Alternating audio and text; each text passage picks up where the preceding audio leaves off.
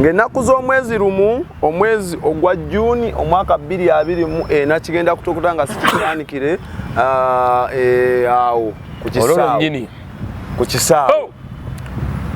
oli osooka twatandise dde okutraininga mutraininga ki mugenda kuba baani tulinda abanda bamusooke musonyiwemu tubakusonyiye dda embeera ya bunke ennaku z'omwezi nga lumu June tetuliiko kulangirira kulala gwawulira kwolwo olunaku ng'olina puroguramu yange yonna gisazeemu siri wakukola puroguramu neegi yadde okumiitinga omuntu yenna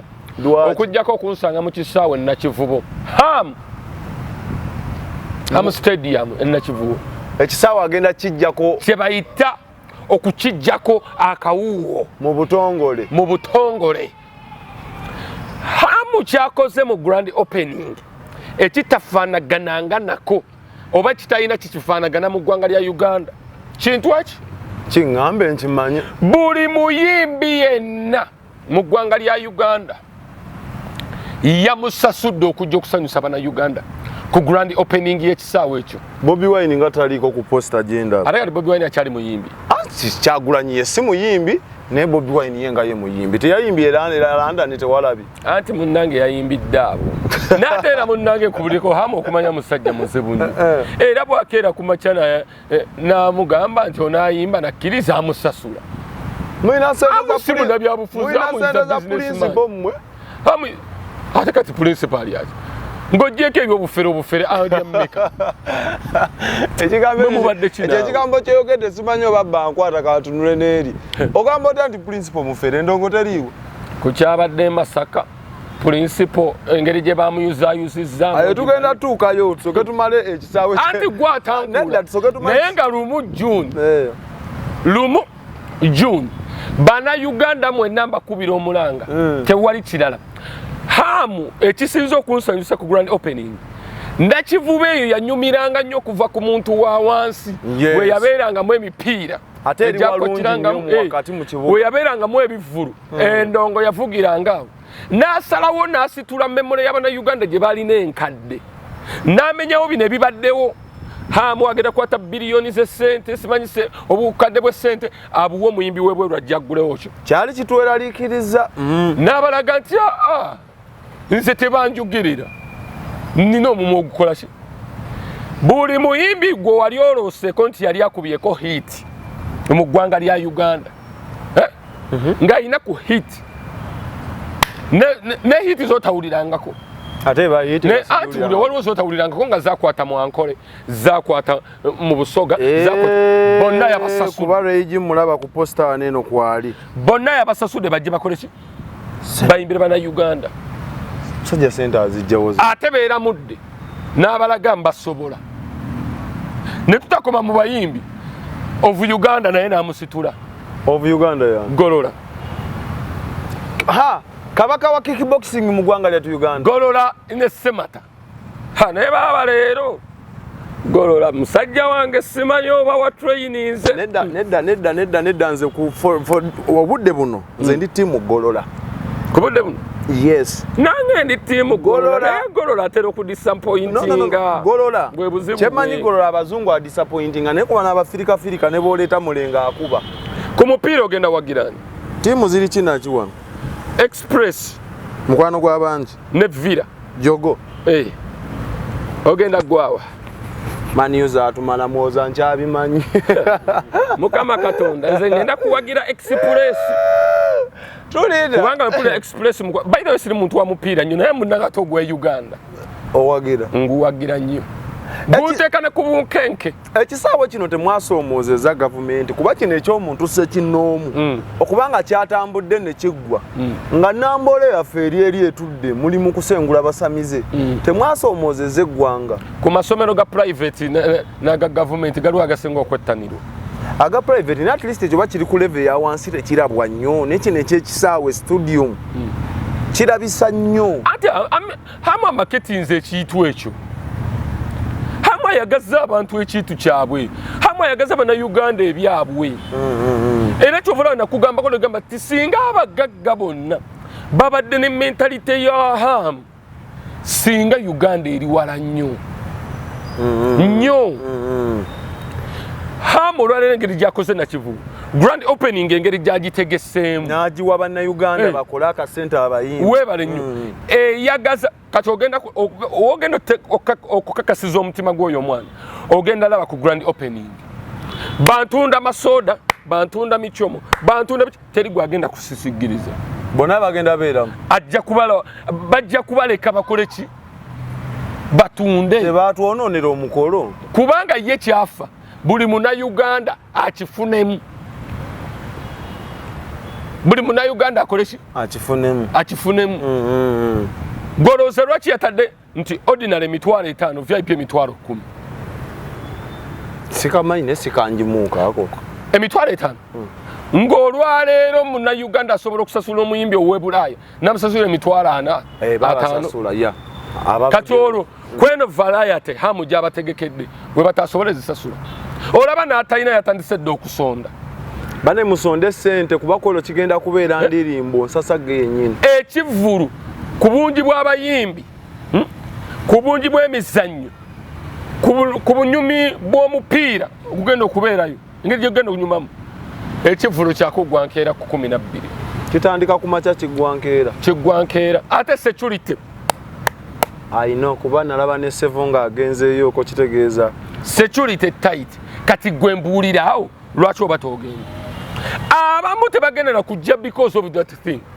bagenda kujja kusiima Hamu ku nkyusa gyakyusizzaamu ki ekintu ekyo owojjukira nakivubo yali afaanana ng'afuuse nga lujja n'ayogeranga naawe kati nakati wafaanana ki ekikusanyusa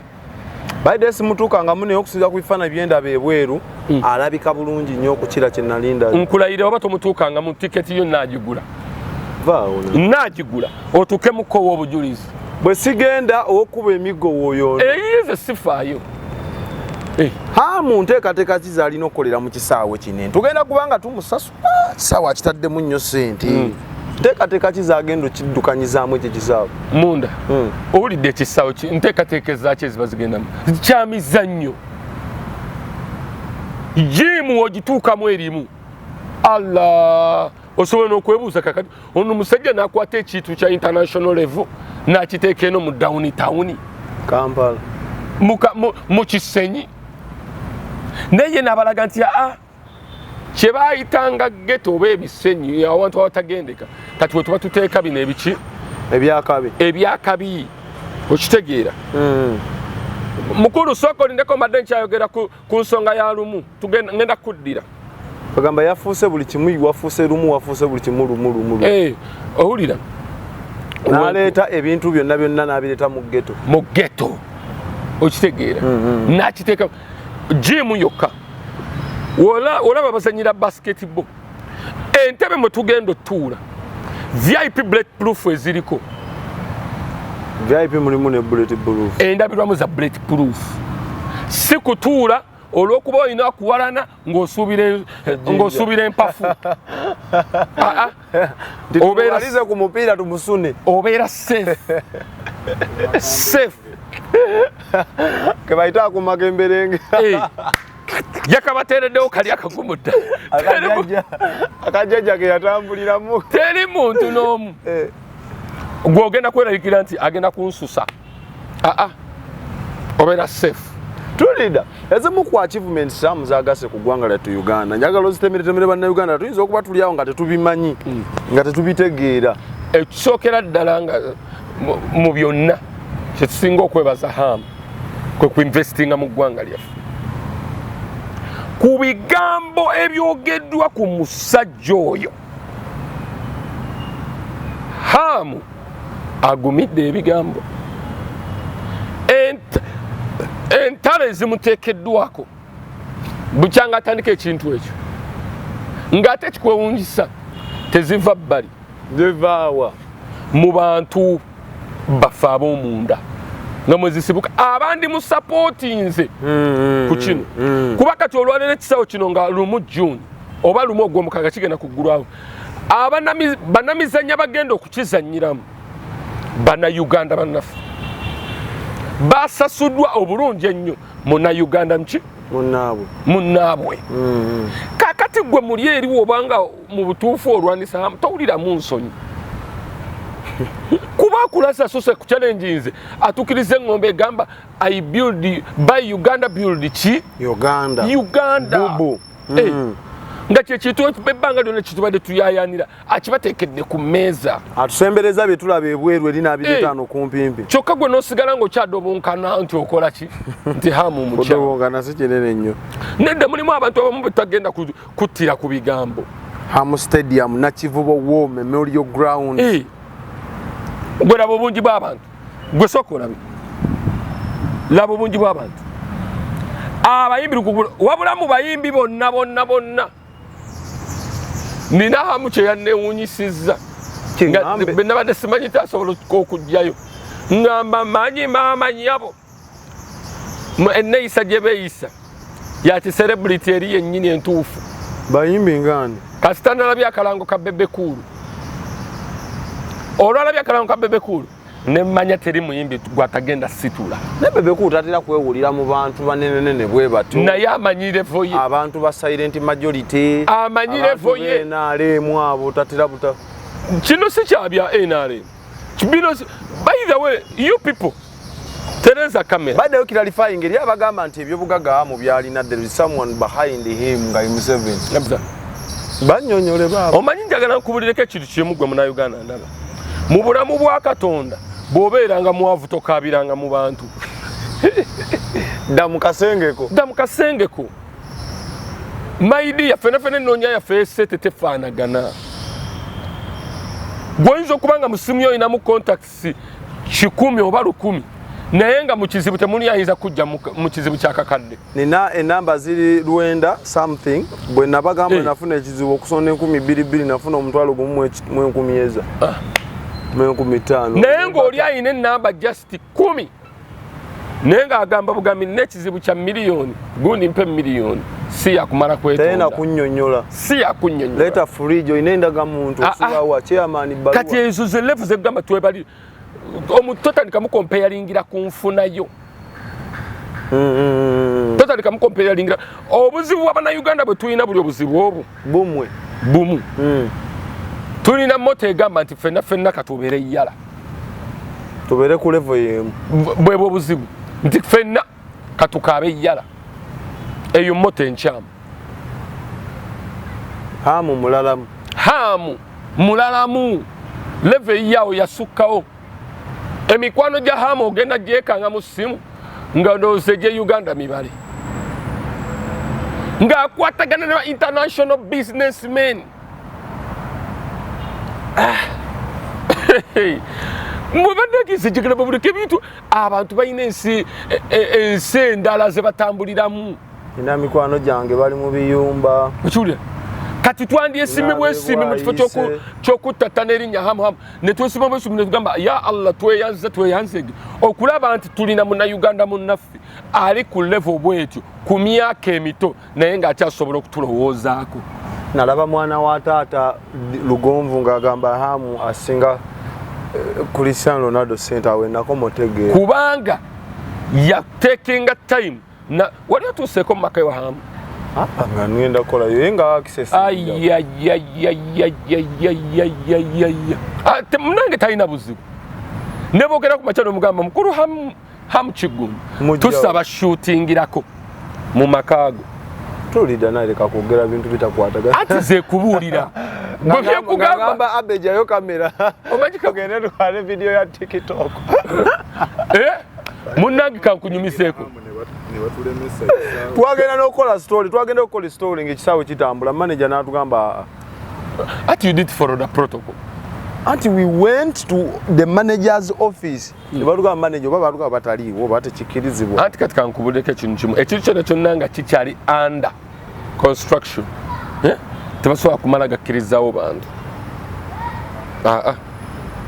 era gwe linda grand opening nti buli kimu tukimaliriza grand opening ennaku z'omwezi nga lumu tukigudde bona agamba nti Wahamu wasobola shooting waka video ba TikTok ogenda bakubye emboko nende gema zibatika kati Lugonvu yagishootingirawo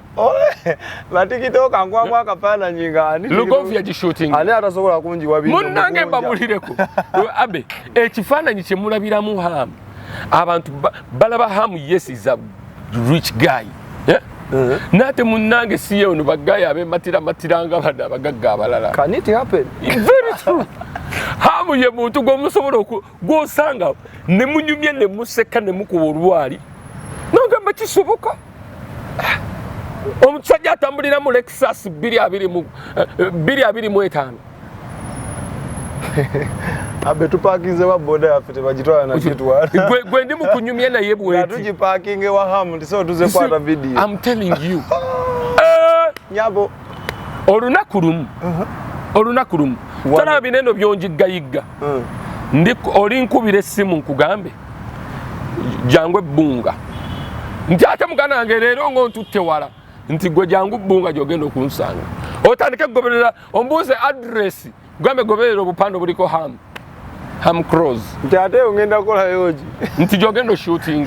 kuba tebanakasasiro nti tugenda ojja kujja oyambadde essuuti yo ng'okubya akavumba kolaba onyumye olunaalinya ku teyira esooka bweti olyoka otegeere nti olina enfuufu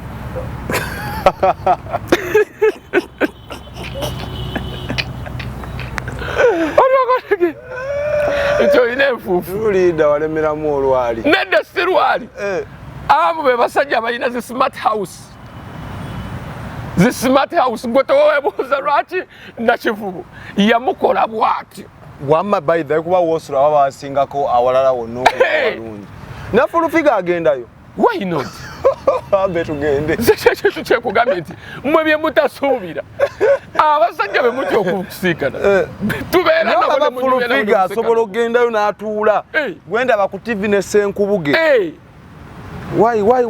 if n'atwala oluzungu lwe lwonna olwa Gadibenga lye gwakyogedde ekyo abe tunamu kamera kyusamu kati ni bodi fulufiga oluzungu lwe lwa Gadibenga lye ne lwonna n'alwogerera mu mansion y'omusajja ate ng'alwogera mu maaso g'omugagga omugagga n'alutegeera bulungi ekinewunyisa ke kataba ako kabeera nako buli kanaku mukunje yangamba senga fulufiga ebintu ebiri mu kataba abijja ku mmeeza n'abiteeka mu mutwe ajja ba mugagga nnyo mwavu maidi ya fulufiga afuna ssente mumufe mu byekira tubuulire tetumanya nti that woman yafunira ddala ssente azifunawo wennyini fulufiga oluseke luno lwakuba abagagga oba obwa pulezidenti kati nkunyumizeeko mu bulamu bw'ensi eno weefunangako nnyo ng'oluseke olukuba mugagga nga tolukuba mwana terusika nfuufu oluseke lw'omugagga terusika nfuufu luwooma alla olukuba lubeerako n'akawoowo otera olukuba oyinza okufa obufi leka n'okuleka oyinza osinkana Hamu ne bw'omukwato Hamu aweweera engalo olaba tosinkana Hamu alla n'akusuula busuuzi ku muganda we Yasiini n'omugamba Haji salaamu aleikum salaamu eyo manyi wagiddamu wa aleikum salaamu wangi mwana gwange abeera ati salaamu aleikum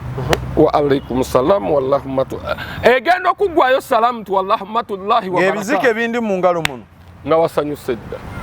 kati nze wa Yesu weebazibwa eriko obugambo butono amiina tasosola ddiini anti amiina kaggwayo mangu sizike limu amiina olina okwogererako olina okuwangaaza amiina gyekoma okuwangaala ze sente zogenda nazo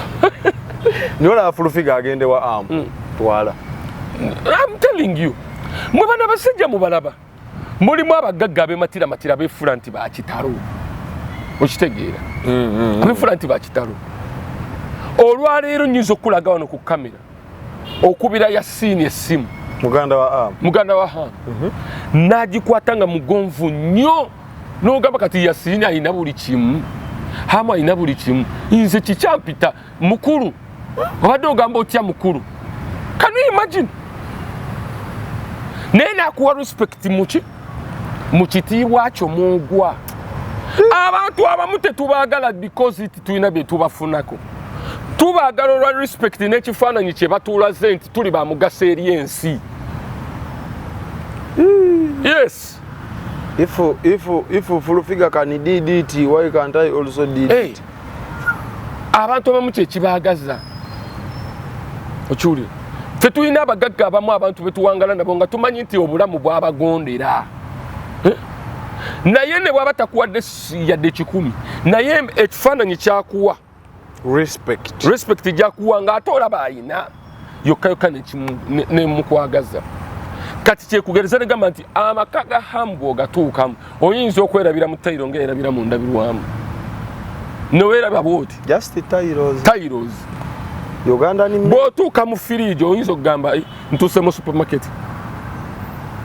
kati bw'olaba omuntu waasula engeri gye wafaanana gweteeberezaamu gwolowooza idea lwaki yakola ekisaawe nga kinyirira bwe kiti buli kimu nakibasombera bwe kiti nze nakomye mu firiji eringa supermarket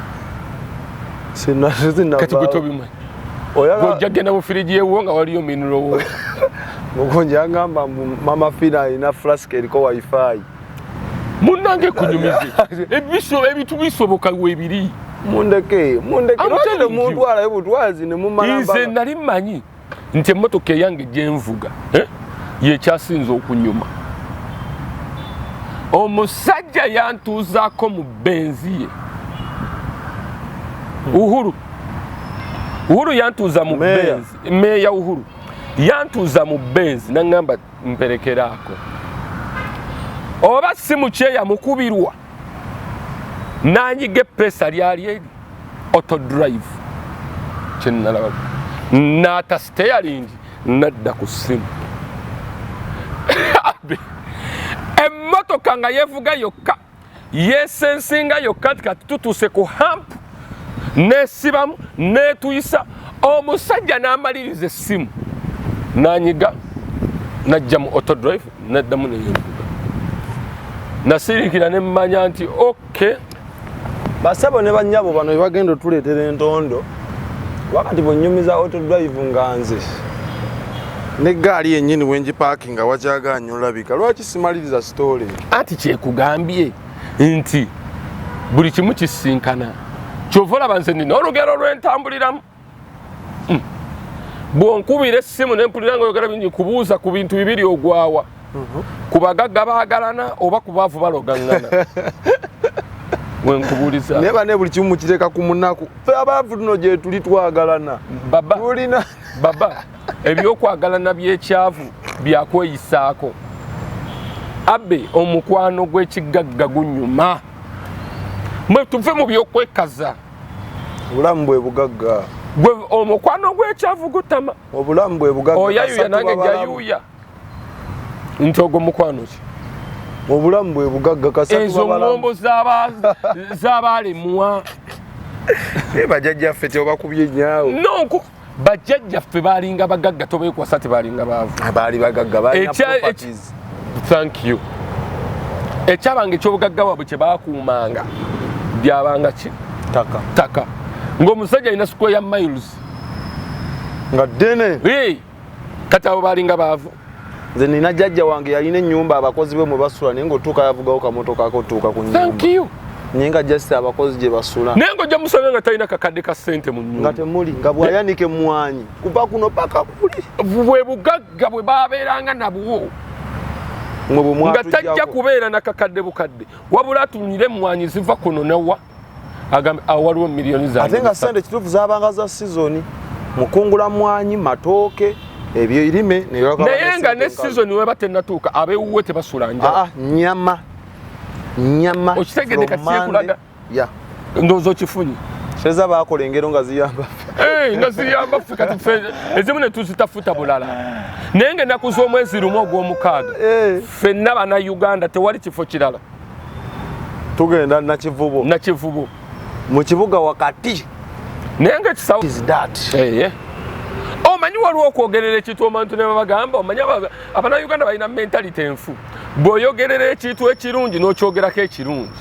bagamba yalidde nange mbadde naatera okugamba mpakuze walidde naye ng'amazima kyova bankubuuzizza kyokiraba we kyaka nkiraba sinaba nakituukamu ne weegomba kukola ki okutuukayo kati gwe linda otuuke ennaku z'omwezi nga lumu guno omwezi gwennyini ogutandika tewali mulala sebaaseka 224 nze nkugambye tiketi ye erikwani tulida ekikuntwaza kufuna bujulizi kufuna bujulisi oveeyo nga mu bwongo obwo buvuddemu nti soda alina kukolagana n'abaavu banne nga mentality eri mu bwongo obwo bagagga baagalana nga yerimu. Sigenda kukola ntondo nga bwe mwagala nkole, sigenda tondowala naye okimanyi tweyanjula katweyanjule nga puroguramu eggwa ate tukyaliko ffe okweyanjula mulimu fese zitakyaliko kweyanjula naye nga bannaaye ekyamazima nze I can credit byonna byonna nga tubiziza ebbali bino obutaagaliza bino ndowooza zaffe omanyi politics ayonoonya ebintu bingi mu ggwanga Uganda hamu adeservinga credit ey'amaanyi kwatawo nga tuvudde mu katemba n'okwebuzaabuza